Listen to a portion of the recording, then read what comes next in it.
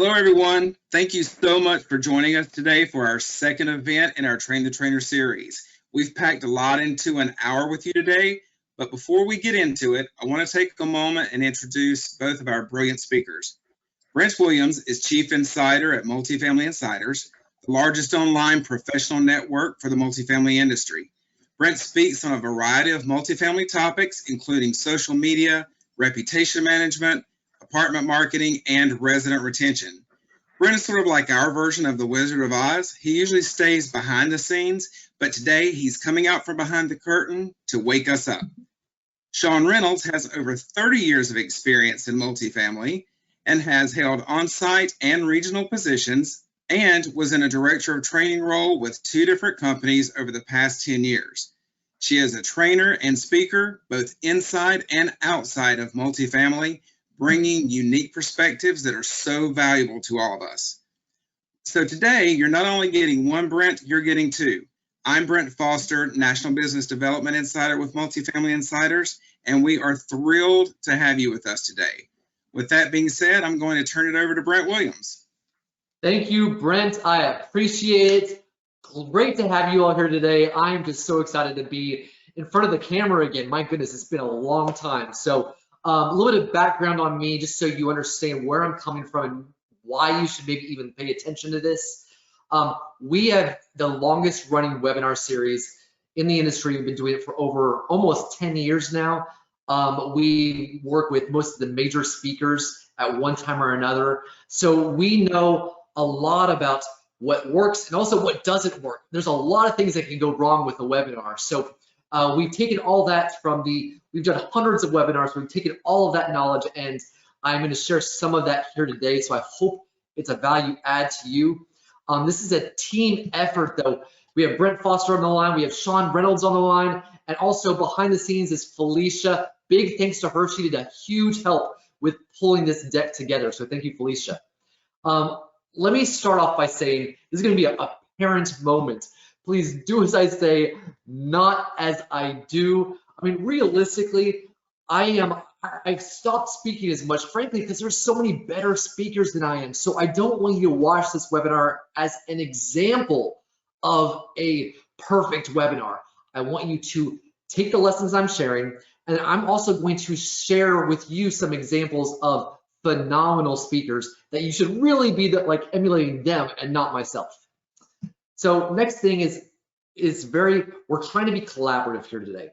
And that's kind of the theme to this entire series. It's not just us sharing ideas, it's everybody coming together and pulling together our best practices so that we can all grow. Now, later on, we're gonna have an area where we're gonna share our favorite interaction techniques. What are the things that you all have done or you've seen done by others that seem to really resonate with the teams? And I'd love for you to share those ideas. We're gonna have a special way to share those a little bit later, but just keep that in the back of your head on ways to kind of help all of us grow, pull these ideas together, and have more resources.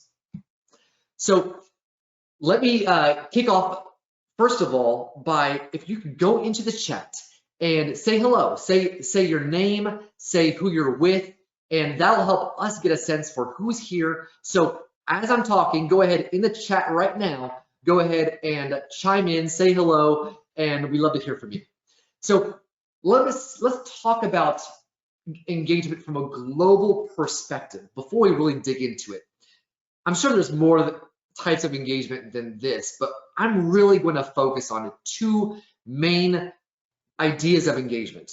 First is, are they engaged with the content, and are they engaging with the content? So the first one is somebody engaged? Are they locked in with you? Are they on the same wavelength with you? You're giving them great content and they're just right there, they're taking notes, they're excited to be there. The second type of engagement that we're going to talk about is, are they engaging? Are they interacting with our stuff? Are they asking questions? Are they taking polls? Are they doing all those things that are more the interactive elements? And I wanted to specifically break those 2 out into 2 separate things because they're 2 fundamentally different ideas.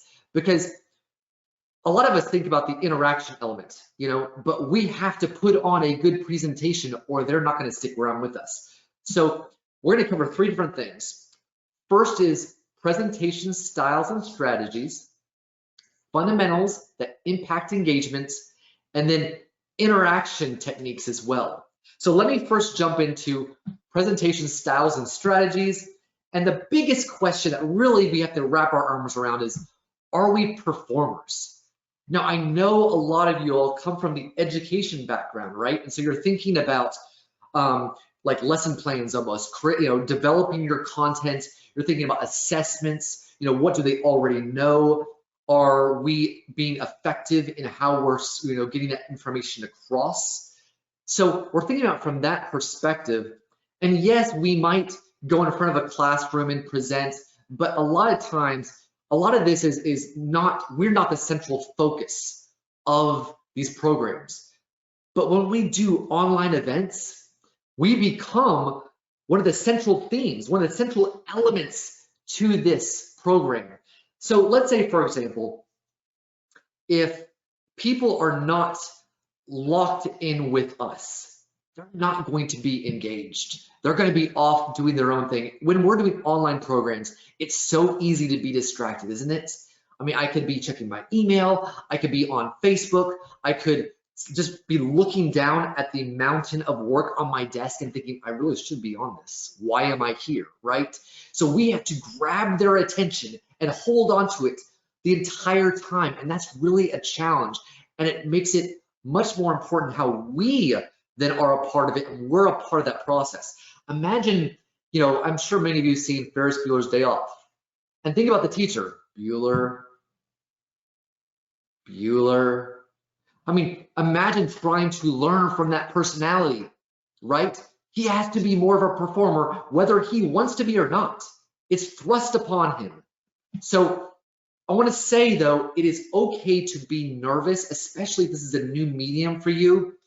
I'll tell you a little story where, because we've been doing this for so long and because we've worked with many of the bigger speakers in the industry, we were the very first webinars that they ever did.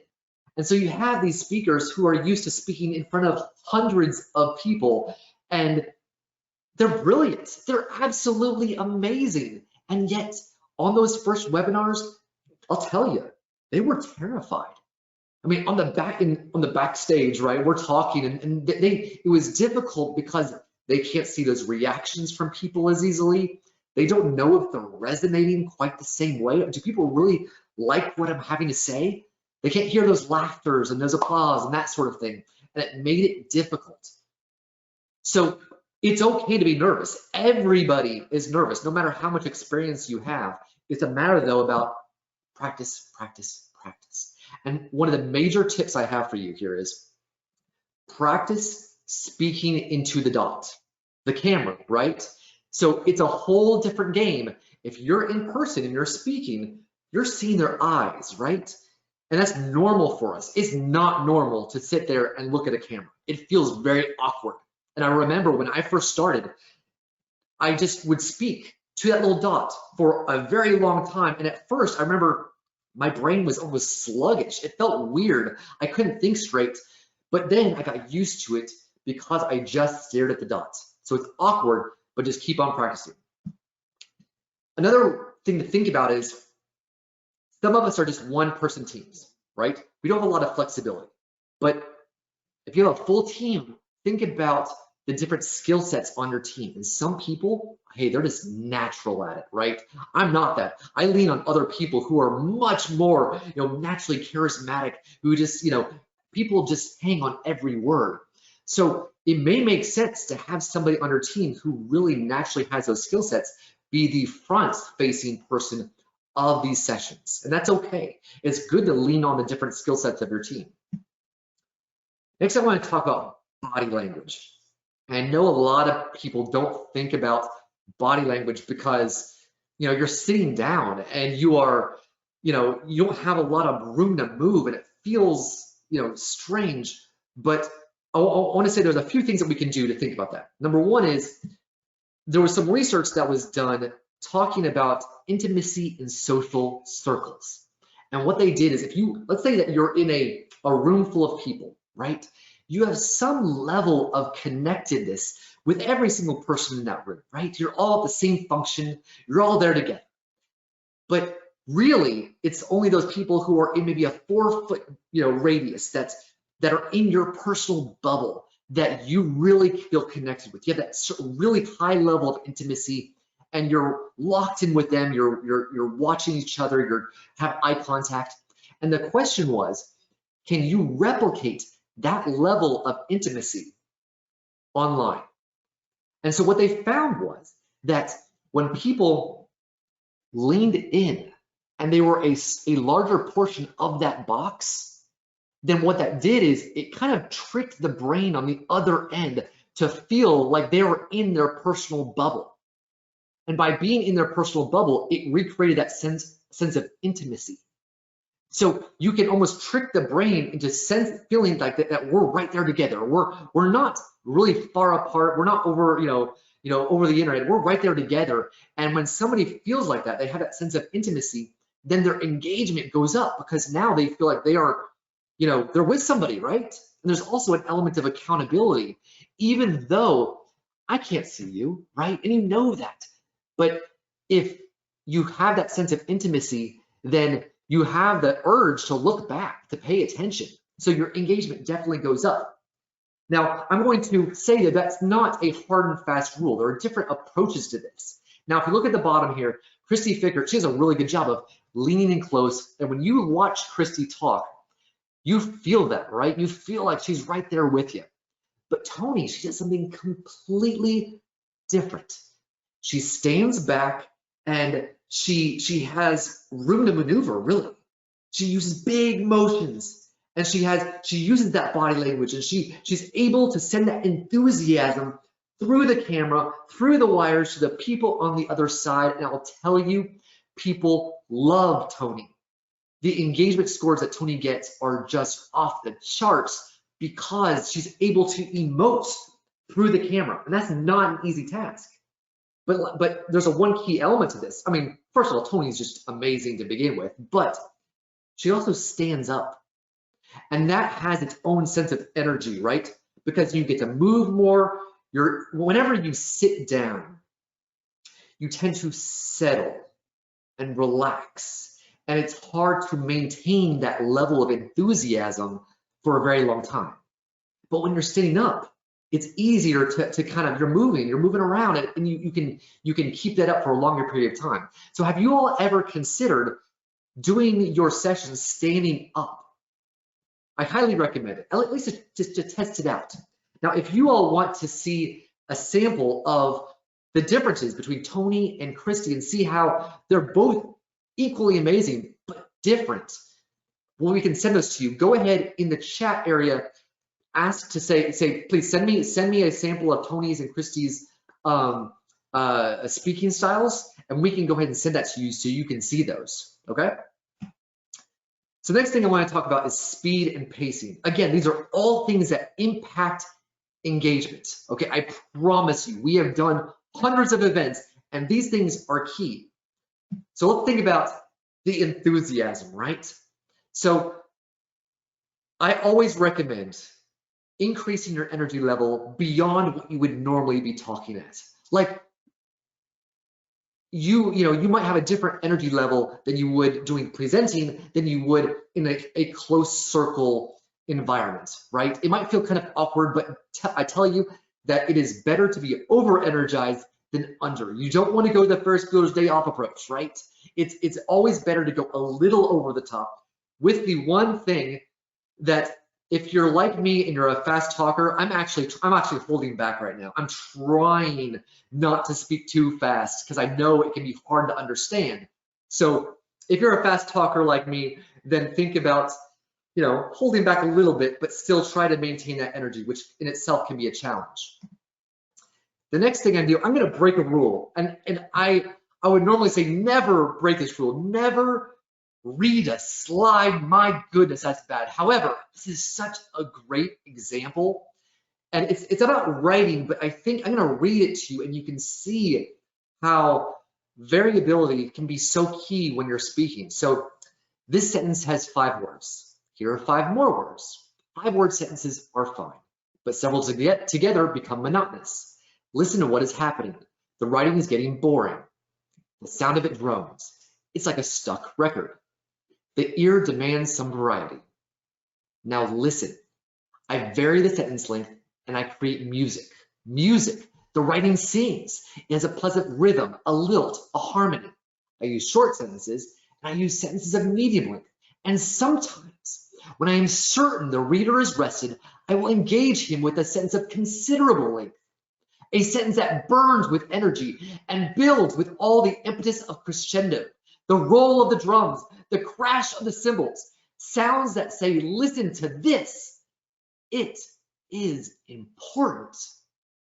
So write with a combination of short, medium, and long sentences.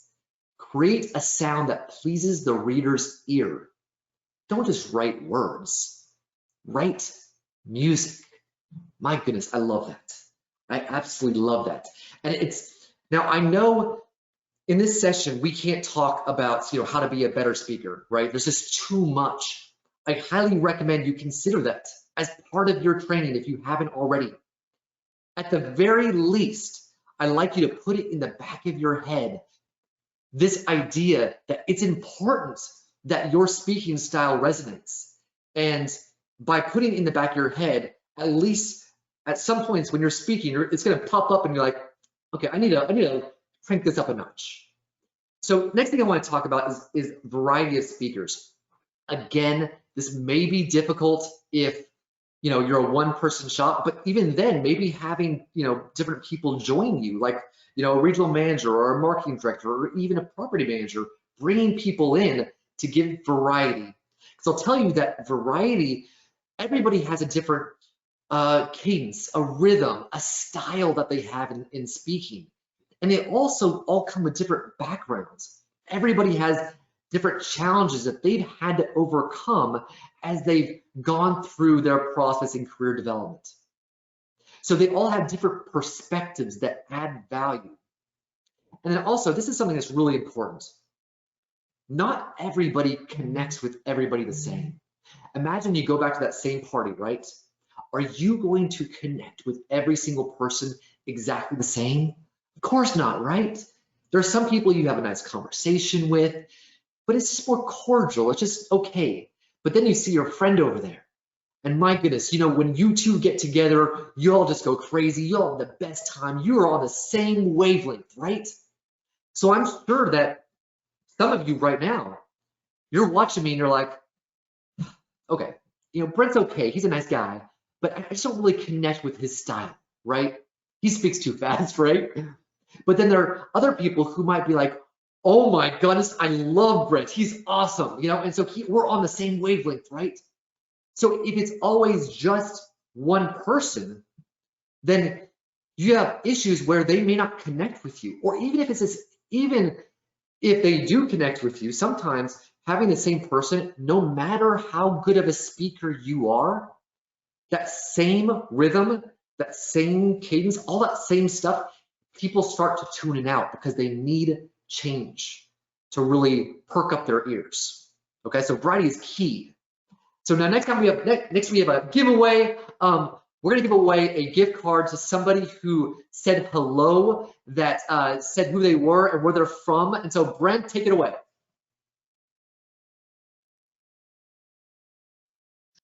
You are. Hey, I'm here. Yeah, I'm here. It looks like the winner of the Hello gift card is going to be Jennifer Christie.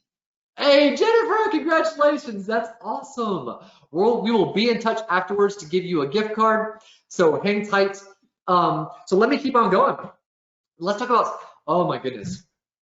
Let's talk about fundamentals. Now, I don't know about you, but loads of people love the word fundamentals. That really gets them going, right? I promise you, even though it sounds boring, it's so important. I know that when we try to teach our teams on the fundamentals, like how often are they answering the phones? Oh my goodness, that's a tough one, right? Because people just tune out. But I'm telling you, after doing so many of these, the fundamentals will be the difference in how people perceive your webinar and how engaged they are. This is all about engagement, right? From your performance as, keeping people engaged to the fundamentals. Let me give you some examples. Let's say that your video is blurry, or let's say that they hear a huge echo, or let's say that your sound is cutting out. All these things will distract your team members. And like, let's say for an echo, for example, what their brain is doing at that moment is it's trying to tune out the echo. It's trying to filter it out. That means that not all of their attention is on you. Their attention is trying to figure out how to adapt to this annoying echo, right? So their engagement will go down dramatically while there are distractions. Now, on the flip side, there are things that you can do that positively impact engagement from the fundamentals. So I'm guessing that most of you have a manager or two out there that's been around for a really long time. And they're like, I have been a manager for 20 years. There is very few things that you're going to surprise me with, right? And so already there's a wall. There's a wall up because they think that they have heard everything. And frankly, they probably have heard quite a bit. So if you want your message to reach that person, you have to be super polished. You have to be crisp and clean and clear, and that will show them that you are worth listening to. If you come in and your background is all janky and it all looks crazy, they're not going to have the respect for your message. So these things are critical to engagement and taking the message that you're trying to convey seriously. So the first thing, I'm going to go through these very quickly. Number one is a webcam. I'm hoping that every one of you is using a webcam at this point. It's absolutely critical. The big thing I want to suggest is that don't just use your base laptop webcam. Across the board, I always say use a device that is specific for that function, okay? So webcam is good for video. Make sure you get a standalone webcam. This is the one I use. Now, this one is not the top of the line. Now, if I was speaking regularly, I probably would upgrade a few steps. But I feel like this is a good one for getting you to a certain minimum level of professionalism. But it definitely might be a good idea for you to go above a couple levels above this. The second is lighting. The worst thing you can do is being backlit, okay? If you're backlit, the webcam cannot process your face properly when you're haloed in light, okay? You also don't want to be side lit. You also don't want to be top lit. All these things, they create shadows on your face and reduce professionalism. You can look at your webcam settings and you want to optimize these, and you can really make a huge difference. In general, the theme of this is you want to think about all this before it's game time. You don't want to be, you want to sit there and spend some time, figuring out your background, all this stuff. Now, this is the lighting setup that I have. I'm not particularly thrilled with it, but at least you have somewhere to start with. I don't really know. So with sound, you want to think about it from a couple different perspectives. Number one is your microphone, where you want a directional microphone, where it's going to hopefully focus on you and not pull in all the echoes and the ambient noises around you, okay? So that helps a lot with engagement because they're not trying to hear you through all the other noise. You also want to think about the situation in your room. If you have tile floors or wood floors, then that's going to create a lot more echoes. If you have nothing on your walls, it's going to create a lot more echoes. So think about the structure of your room and how that's going to impact things. So now let's talk about background. This is Jennifer Gullidge. She's awesome. And I saw her on webcam a couple days ago. I was like, oh my goodness. Now I increased the size of this so it's a little blurry, but in person, it was crisp and clean. And her background, she had this beautiful painting in the background. It was just like, it was amazing. And it took me like by surprise. I was like, wow, you look like your setting is amazing. And again, it's about the professionalism to show that, hey, pay attention to me. I got things going on, right?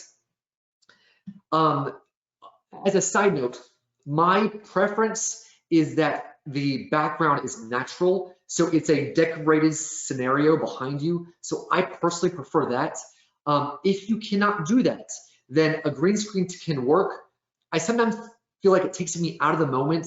You know, if somebody has like this beautiful sunset behind me, you know, I don't know, or if like they have the rich mahogany study behind me. There's nothing wrong with that, but it always takes me out of the moment. So I tend to prefer something that's not the green screen, but if it isn't upgradable over what you have already, go for it. One more thing I want you all to think about. Think about the angle of your screen. This is actually a tip I got from Rommel Anakin. So if you think about your laptop, the screen can go front and back, right? Well, if it's on your desk, your laptop screen is back a little bit, which means that you're looking down, which means that you're possibly creating double chins, you're creating weird shadows. So what I did, well, from Rommel's suggestion, I put it on a stack of books. Now it looks crazy from the outside, but nobody else can see this stuff, right? And so now I am right in line, my face is in line with my camera, which again, it's a better angle and looks much more professional. And the other thing is going to be your internet connection. You cannot control your internet all the way through to the end user because they have their own internet connection, but you can at least do your best shot as creating a perfect scenario. If your face like freezes up while you're talking, that's distracting. You want to remove distractions. You want to remove technical difficulties. Anytime you have a technical difficulty, it becomes distracting. So again, all these things combined will improve your engagement, even though it's not the fun stuff, right? It's the things that are critical to making a great presentation that your learners are really going to get dialed into, okay? Now, with that said, we have another giveaway. Brent's going to give away somebody who requested Tony and Christy's video sample. So Brent, jump on in there. A ton of people requesting those sample videos, which is amazing. But the winner that jumped up and we selected was Patty Woods. So congratulations, Patty. Awesome, Patty. Glad you're here. Thank you so much for joining us today. By the way, as a side note, we're going to do a Q&A at the end. So if you have a question, throw it down in chat, same place as you've been doing this before, and we'll do Q&A at the end, okay? All right. In fact, we have something that's going to be hopefully fun. Hopefully it works exactly as we designed it. We're going to do a power brainstorming session, okay? So as we do this, Brent is going to send a link in the chat. So look at the chat area. And what we're going to do is we're going to collaborate and bring in all of our best interaction techniques. Now, it could be things that we've done ourselves or things we've seen other people do that really seem to resonate with the learners. And so click on that link. There's a little form. Share your favorite interaction technique. Then we have another link that we're going to share that has consolidated all these ideas together. And the way we actually set it up, just so you know from the background, we set up a Google form and it automatically flows to a Google Sheet. So if everything works out right, it will automatically populate. We didn't do a thing if it worked, okay? So fingers crossed. So go ahead and do that in the chat as Brent sends it out.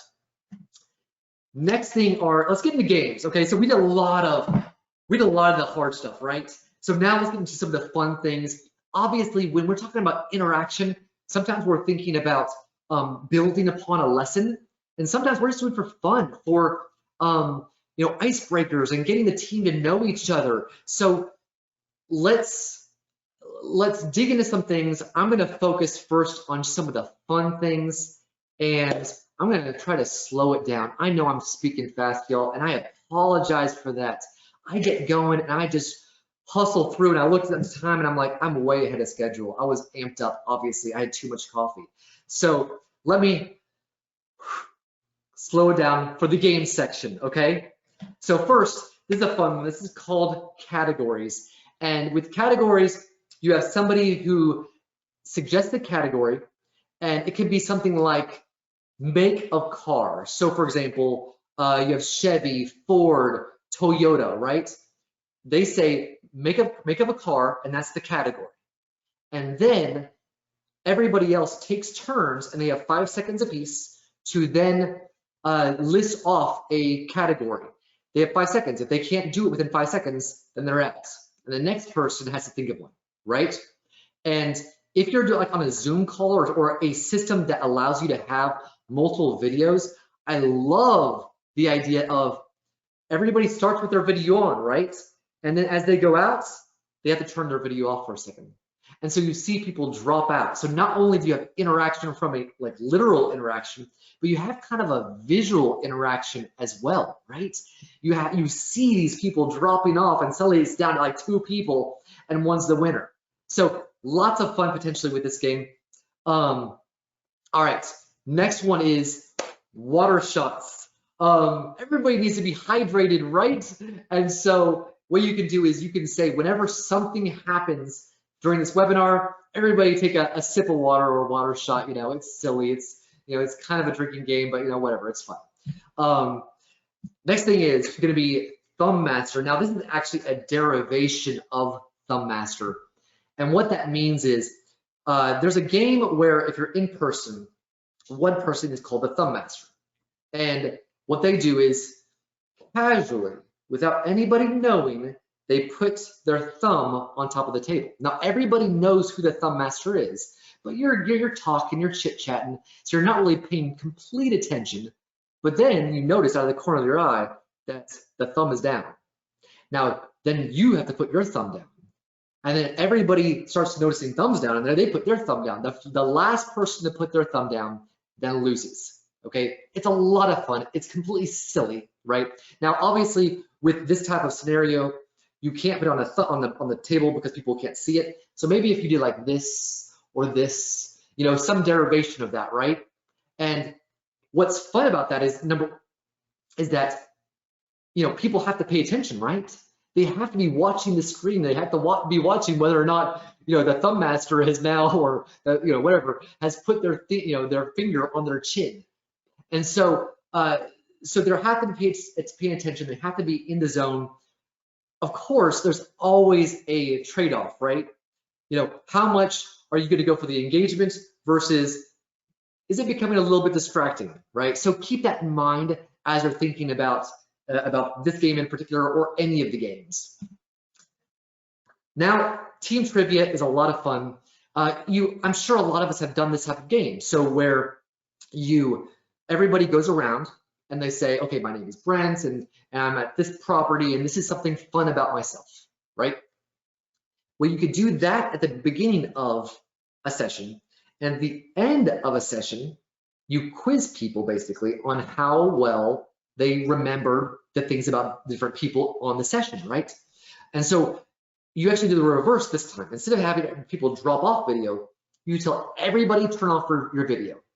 And then the very first person who launches their video with the answer. So I say, maybe you designate somebody on the call that's not yourself. You say, okay, I want you to kind of write down everybody's name and who they're from, so they have a log, right? And they say, okay, whose favorite vacation was to Jamaica? And the very first person who then launches their video, then they can get up to 2 points. They can get a point for knowing the name of the person and the point for what property they're at, right? So you have interaction, you get to know people, and it's just a way to bookmark an event with some fun.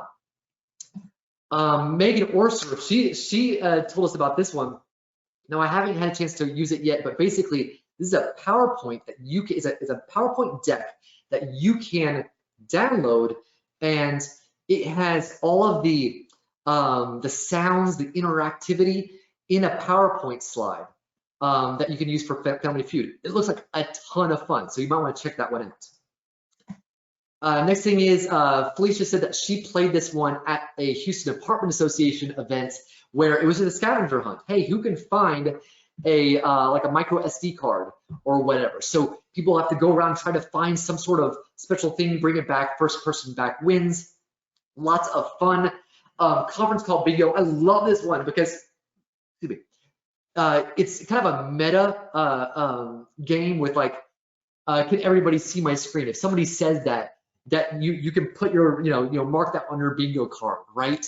Hey, so-and-so, you're still muted, all these little things that happen all the time.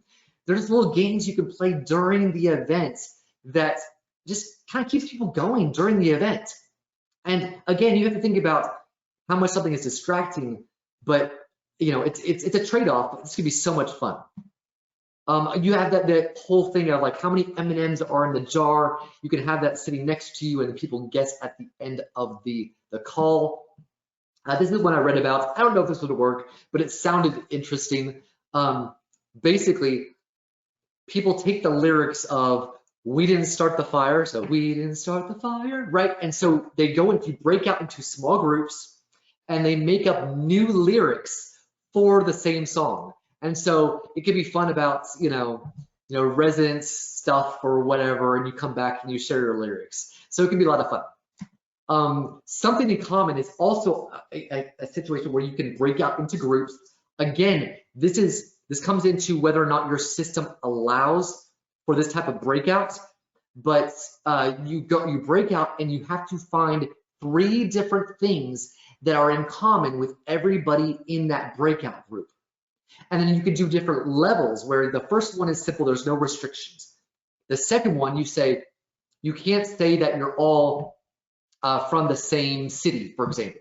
You take out some things and you make it a little bit more difficult, and then people really have to get to know each other. They have to find things that they may have in common. So let's think a little bit more about like structure, right? So it's really important that you go through your system and you play with everything.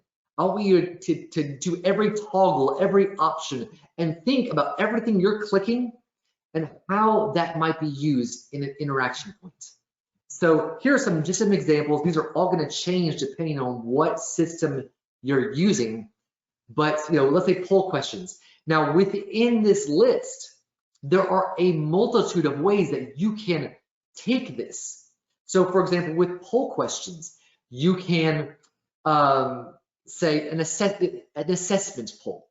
You can get a sense for how much people know about a certain topic, so you can make it either beginner, intermediate, or advanced. Or you can do a poll that talks about what are people already doing in this vein. So you have poll questions, but within that type, there's just a multitude of different approaches you can take.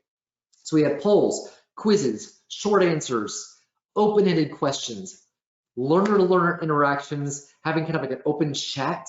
I love open chats, frankly, because I think it gives a little bit more dynamic element that people can it just makes it more, has more energy to it, right? Video interaction. I think it's great when people are, you can have the video interaction that are not the verbal, right? So, hey, everybody raise your hand if whatever, or raise the number of fingers that fits this description, or hey, Leandra had 5 leases last week. Everybody give Leandra a round of applause. So there's ways that you can have that visual interaction, right? You can also do audio and video, that it's where they're asking questions, they're answering questions, they're sharing their stories. So there's Felicia, she always talks about having a dance off. so we're eventually gonna have to have a dance off, I guess. There's contests, there's Q&As, there's surveys, there's so many things you can do. I want to ask you all though, how many types of interactions on average, every single webinar or whatever is a little different, but how many types of interactions are you trying to do in your events? Brent, can you go ahead and launch that poll for us? Here we go, it's launched for everyone. All right, everybody, you can actually click on the screen and share your what your approach is, and we will share the results in just a moment. It looks like the majority of you have answered. Brent, you want to go ahead and tell us the answers?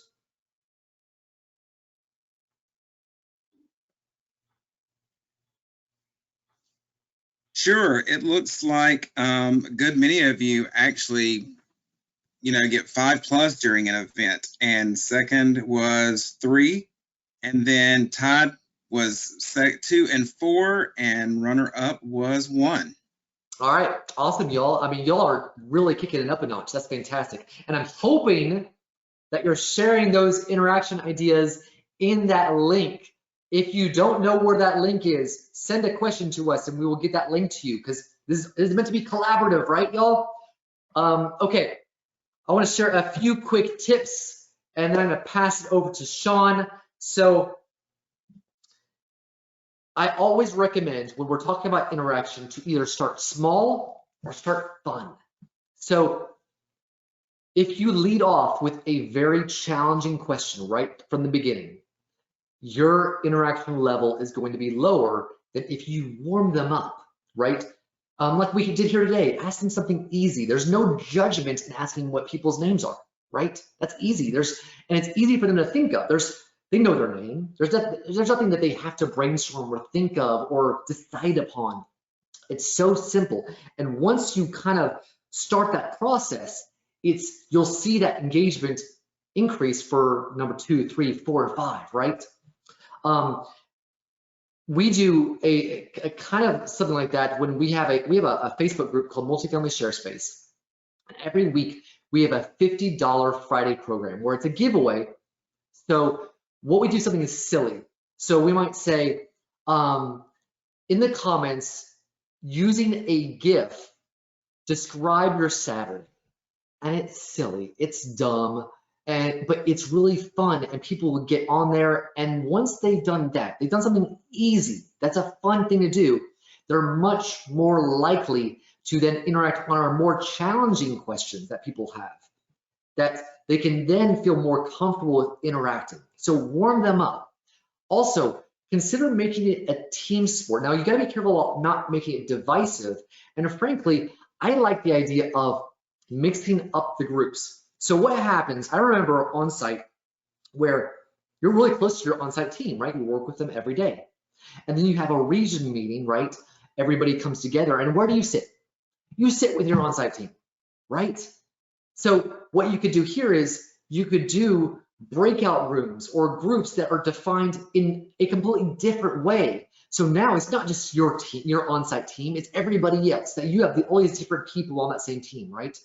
And now you have a little bit of competition, and some people really thrive on competition, right? So you allow people to connect and bond with other people in different ways that's not their same old group. You could also offer incentives, kind of like what we did here today. You can, now this is a really important one, I think. I would acknowledge the introverts. Now, in our industry, sometimes it's hard to understand that some people are shy, right? Because so many of us are just like super social, but we still have on our team members shy people who are amazing one-on-one or in small groups. But next thing you know, you open it up a little bit more and they are terrified. And I can speak from experience that having a little bit of social anxiety, like for example, when I was younger, going through the whole, everybody's in a circle and you say your name and something fun about yourself, that was just fear-inducing. So understand that some people are like that, so you might want to think about how to warm them up. Be careful about that so they get more comfortable, but it's still okay to push them. It's kind of like when we're saying, hey, everybody, you have to ask for the lease, right? You have to ask for the sale. It doesn't matter, that's part of your job. It doesn't matter if you're uncomfortable, you have to stretch yourself, right? So even though they might be shy, they still have to stretch themselves and get more comfortable, and that's okay. Just be aware of it. Also, I recommend giving people examples in certain circumstances. So I'll tell you that sometimes when we're seeing that we're not getting a lot of questions, so we usually have a presenter and we have a host. And so the host doesn't know what the presenter is speaking on, so what they do is they think of some questions that would be interesting to them. Like, hey, I have my own questions. I want to get those answered.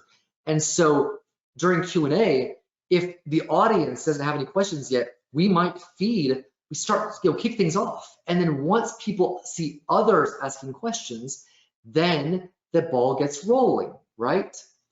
Also, gamification, obviously a huge thing. And I love for you all to share your gamification stories. Like I said, in some of these things, you get points for certain things, right? And you have to have a system of tallying those points. So highly recommend doing that, over the course of a week or a month or whatever, all time. Lots of fun there. And then the last thing is, I alluded to this as well, where you want to possibly give people jobs. So rather than just being one person, like I said before, don't use this as an example, because there are better lessons than what we're doing here. But I really am a big fan of giving people jobs, so it's not just one person speaking. So for example, with Thumb Master, somebody's a Thumb Master, right? We're talking about your favorite things, like my name is Brent, I'm at this property, I love to, my favorite trip was to Jamaica. Somebody have them log those things down and lead the charge on that. So everybody has a different job, and those rotate so that they're getting everybody involved in the production and not just attendees. So let me jump into one more thing, and I'm gonna kick it over to Sean, and that is some third-party tools we've heard about. Steve Wunsch mentioned CrowdPurr. I'm not familiar with it, but you might want to check it out. And I keep hearing a ton of great things about Kahoot. I did a quick demo on it. It reminded me of trivia, like bar trivia, where the quicker you answer it, the more points you get if you got it right. It looked like a ton of fun. I don't have a lot of experience with it, so what I'm going to do now is I'm going to pass it over to Sean, and then she can give you some feedback on Kahoot. Hey everyone. Well, that is going to be a hard act to follow, Brent. Thanks a lot. I have to admit that I have slid a couple books under my laptop, so I think that helps. Good. All right. So I really wish we had time to play a game of Kahoot, because it is a ton of fun, and I can tell from the comments that are in the chat box that you guys would be a fun group to play it with, but we don't. So we're going to talk about, I'm going to try and give you a quick overview of the look and feel of it. There are a lot of platforms out there that you can use to create games in your training, and a lot of them are really clunky and hard to use, and your users get frustrated. You spend more time having them trying to get the right pin and get in, and then you just lose all your momentum and the game is no longer fun. Well, Kahoot is super easy. It's easy for us as trainers because the quizzes are very easy to make, and we call them Kahoots. So the Kahoots are easy to make. It's very easy for the user to use in the classroom. Very simple, and I'm going to show you that experience as we go. So how fun is it in training when you get to tell people, hey, get out your phones? Because we're constantly telling people to put them away, right? So it's always fun in the class when you get to tell them to do that. I've used Kahoot, and this isn't new, okay? It's been around. This isn't too cutting edge, but it's been around. I've used it for several years, and I've tried others, and it is still my favorite. It works. I started out using it in in-person training back when that was a thing, but it adapts really well for virtual training. And it's just, like I said, it's so easy to use. I've used it with all levels of employees, from maintenance to executives, and executives get really surprisingly competitive with this. So it's a lot of fun. You can use it for maybe something, an icebreaker. We talk about a lot of those, and I see a lot of great ideas. An icebreaker at the beginning of training, but also as you go through training, assessing how they're understanding the knowledge that you're presenting. So like a real quiz. And it's affordable. I put a little slide up there. There are some free versions if you're a student or a homeschooler. But for us, the more professional versions are appropriate. I have the Pro, and you could see there was a free trial available for that. So give it a shot. The website, you go to Kahoot.com, and that's important because we use Kahoot.it in the class. But Kahoot.com is where you're going to create your Kahoots. Great resources, demos, templates, all kinds of things to make it super easy. So now the slide that we're looking at, you'll see the launch slide. When you actually create a Kahoot and you launch it in your training, the top slide comes up there with the pin on it. Now don't do what I do. The pin did the first time. The pin's always different. So don't launch it in practice and then put that in your presentation, because it won't work. So you're going to launch it in your class, and after you do that, you're going to instruct your attendees to go to Kahoot.it on their phone or their device, whatever they're using. They're going to enter that PIN. They're going to enter their username. It comes up on the big screen and you're good to go. So as we're going to see on the next screen, like I said, that's really easy, right? So the next screen shows some samples of what the actual questions in the Kahoot look like. All kinds of different formats that you can use to create your questions. The first one is obviously a multiple choice. The second's a true and false. The bottom one is, it's hard to tell what I was doing, but they give me 4 different scenarios and it's the training process and the user has to drag and drop them into the right order. That's great when you're training like the leasing workflow or the application process. You can also do word clouds, open-ended questions, all kinds of things. 2 things to notice on this slide. There's numbers on each of those slides because like Brent said, it's a timing thing. But just like when, I don't know if you can go to bars where you live, but they have those trivia games. It starts out at 30 seconds, counts down. The faster you answer it, the more points you get, and that's what makes it competitive. So Brent and I could answer the same question right, but he's probably going to do it faster, so he's going to get more points. The other thing to notice is the different colors for each question. Each question has each answer and option has a different color. That is because on the next slide, you're going to see what the user is seeing on their phone. Over there on the left, if there's 4 options, like there was for that question, they're going to see 4. It's very simple then, right? For them to just pick, I want red, it's done, their answer is submitted. And it gives them fun feedback like, wow, that was fast, or sorry, you'll get it right next time. And then after each question, the scoreboard comes up. So it's really fun to see the lead changes and you can see that I was on a streak there and all that fun stuff. But you'll hear people like cheering and groaning, and it's really, that's what makes it super competitive. At the end of the game, you get, just like in the Olympics, there's a podium. There's no gold medal, but Leah in this example does get bragging rights, and that's what makes it really fun. So in a nutshell, that's Kahoot. I hope you have fun with it. Awesome. Driving Brent. So here is a snapshot of some of our upcoming events in our Train the Trainer series. One thing I wanted to note is that if you registered, obviously you registered for today's webinar, that has registered you for the whole series. And as we get closer, you'll get login instructions, but you might go ahead and stick a reminder on your calendar so nobody else snatches up that time and you've got it blocked so you can attend in person. But that's what's coming up through the rest of the year. And at this point, I think we're ready to jump into some Q&A. That's great. One more question. They're all at the same time of day. So if you're putting it into your calendars, just at the same time of day, you're good to go. Awesome. One question I have seen, Brent, is whether we're going to be able to share the slide deck or specifically some of the resources. Yeah, absolutely. Most of our webinars, we usually send the slides afterwards. And honestly, this is kind of a unique new series for us. So our processes may not have gotten perfect, but we'll send those slides out. Absolutely no problem. I definitely want you all to have them. Awesome.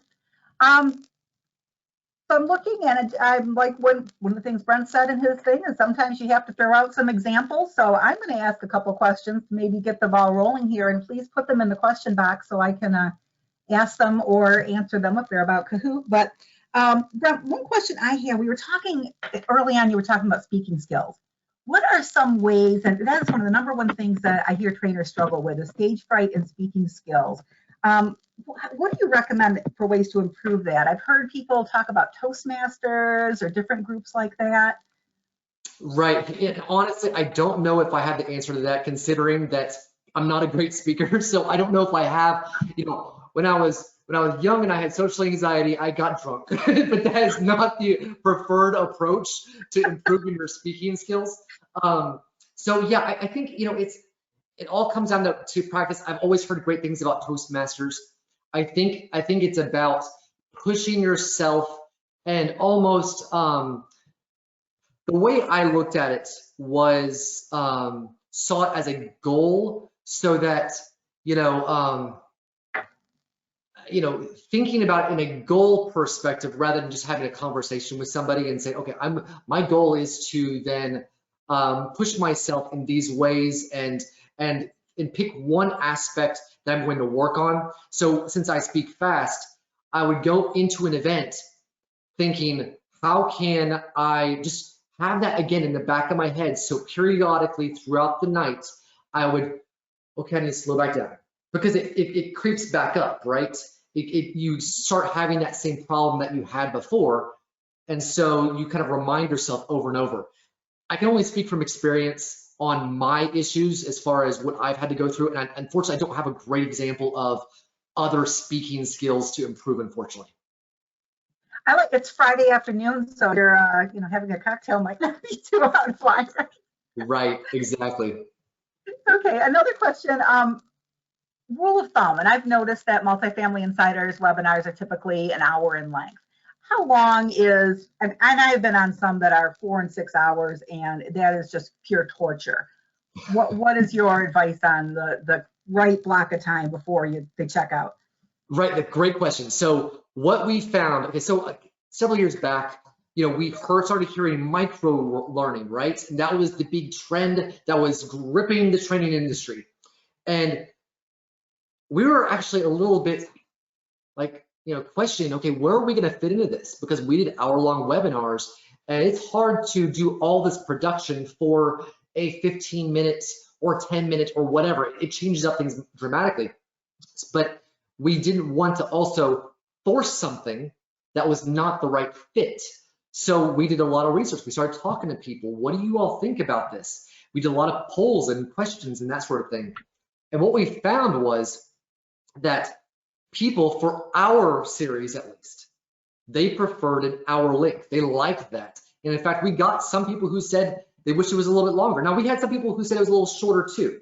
So, for us, it was probably the range was about 30 minutes to an hour and a half because they wanted to really dig into some topics, or some people liked it very much quicker. But we decided to stick with an hour. Now, that goes for our scenario, and depending on what your goals are and how you approach it, it might be different. Well, in general, I would say that because we're taking the time to put things on our calendar, we're scheduling time into it, it made more sense to go ahead and do it an hour.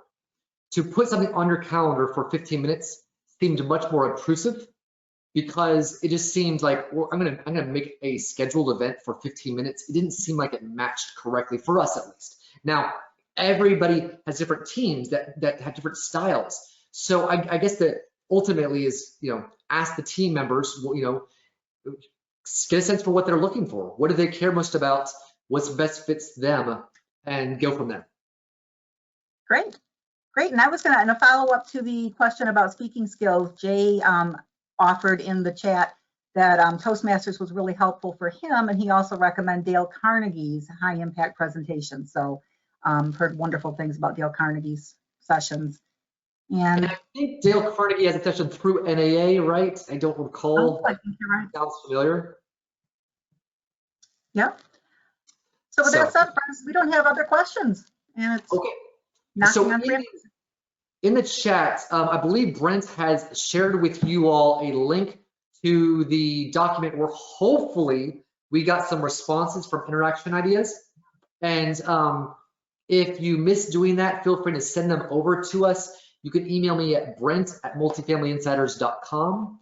That's Brent, B-R-E-N-T, at multifamilyinsiders.com.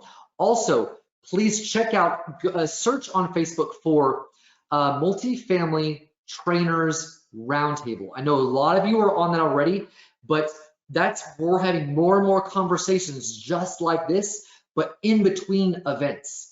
So, and lastly, we have a survey at the very end now as we close things up. It is very fast. We just need to get your feedback on what types of topics you all want to hear more about. We just, set some topics in for the rest of the year, but we're going to hopefully continue doing this, and we're going to get your responses and really build out the session a lot more. So please give us feedback. It is immensely important. You all know how important feedback is, right? So if you beg for feedback for your sessions, please be generous with your feedback for ours. And again, thank you all for joining us today. It's been a treat being with you today. I hope you got a lot out of it, and we will see you next time. Take care, everybody. Thank you.